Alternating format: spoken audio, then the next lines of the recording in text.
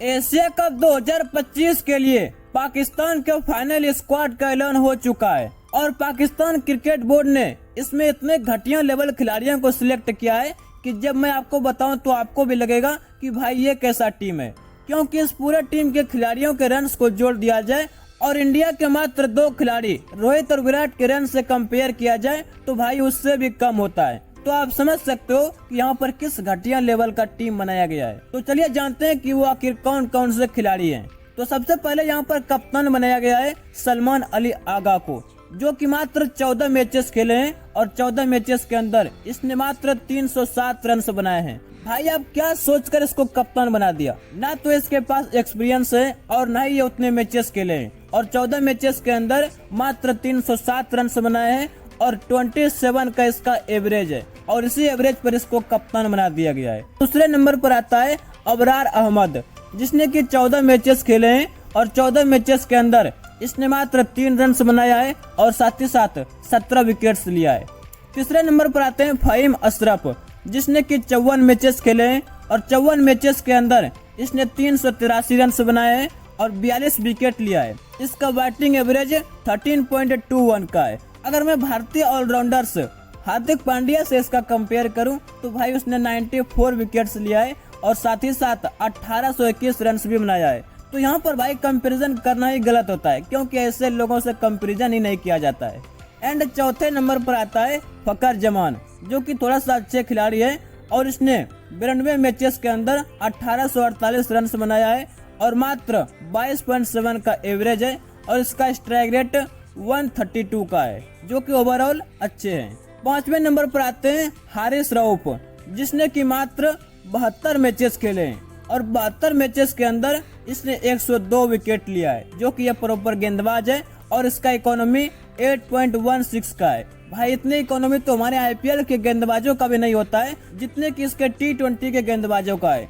छठे नंबर पर आते हैं हसन नवाज। हसन नवाज ने 51 मैचेस खेले हैं और 51 मैचेस के अंदर इसने 60 विकेट लिया है और इसका भी इकोनॉमी 8.45 का है। सातवें नंबर पर आते हैं हसन नवाज और इसने 14 मैचेस के अंदर 339 रन बनाए हैं। इसका एवरेज 28 का है, जो कि ठीक ठाक है। एंड आठवें नंबर पर आते हैं हुसैन तलत, जो कि बहुत ही नए खिलाड़ी हैं और इसने 19 मैचेस खेले हैं और 19 मैचेस के अंदर इसने मात्र 395 रन बनाए हैं और इसका एवरेज 23.2 का है। यानी यहाँ पर कोई भी पाकिस्तानी बैट्समैन का एवरेज 30 से ऊपर नहीं है। तो आप समझ सकते हो कि यहाँ पर किस घटिया लेवल का टीम को सिलेक्ट किया गया है। 90 नंबर पर आते हैं खुशदिल शाह, जिसने कि 37 मैचेस खेले हैं और 37 मैचेस के अंदर इसने मात्र 430 रन बनाए हैं और इसका एवरेज 17 का है। यानी प्रत्येक मैचेस के अंदर इसने मात्र 17 रन बनाया है और इसी टैलेंट पर इसको एशिया कप में सिलेक्ट किया गया है। 10वें नंबर पर आते हैं मोहम्मद हारिस, जो कि एक विकेट कीपर है और इस टीम में मात्र एक ही विकेट कीपर को सिलेक्ट किया गया है।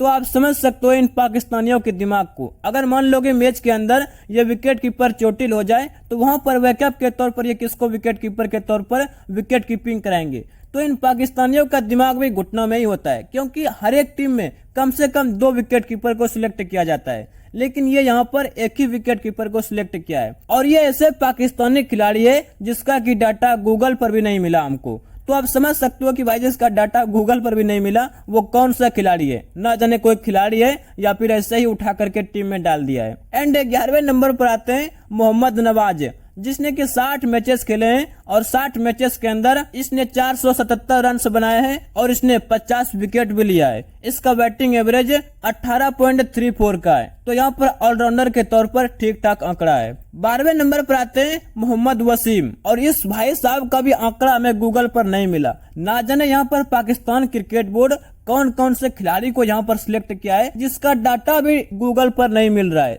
तो आप समझ सकते हो भाई कि ये खिलाड़ी को उठा करके लाया है या फिर किसी आतंकवादी को यहाँ पर भर दिया है जिसका कि डाटा भी गूगल पर नहीं मिल रहा है। 13वें नंबर पर आते हैं साहिबजादा फरहान और इसने मात्र 12 मैचेस खेले हैं और 12 मैचेस के अंदर इसने 224 रन बनाए हैं। इसका एवरेज 18.6 का है। यानी यहाँ पर सब खिलाड़ियों का ही एवरेज वही 20-25 के अंदर है, 30 से ऊपर यहाँ पर किसी का एवरेज ही नहीं है। एंड 14वें नंबर पर आते हैं सईम अयूब और इसका भी डाटा हमको गूगल पर नहीं मिला, क्योंकि इसने 2025 में डेब्यू किया है, तो 1-2 मैचेस खेले होंगे, तो यहाँ पर इसका डाटा अभी गूगल पर नहीं अपडेट किया गया है, जो कि बिल्कुल ही नए खिलाड़ी है। और 15वें नंबर पर आते हैं सलमान मिर्जा। सलमान मिर्जा ने यहाँ पर 75 मैचेस खेले हैं और 75 मैचेस के अंदर इसने 100 विकेट हासिल किया है।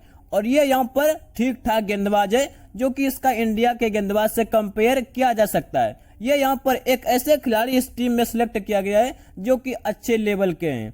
तो यहाँ पर सलमान मिर्जा ने 100 विकेट T20 के अंदर हासिल किया है। तो ये था पाकिस्तान का फाइनल स्क्वाड। बाकी आपको क्या लगता है, ये खिलाड़ी इंडिया के खिलाड़ियों के आगे टिक सकता है? ये टीम इंडिया की टीम से लड़ सकती है? तो आपको जो भी लगता है कमेंट करके बताइए। एंड ऐसे ही क्रिकेट्स की वीडियो देखने के लिए आप लोग हमारे चैनल को सब्सक्राइब कीजिए एंड वीडियो को लाइक करके अपने दोस्तों तक शेयर कीजिए।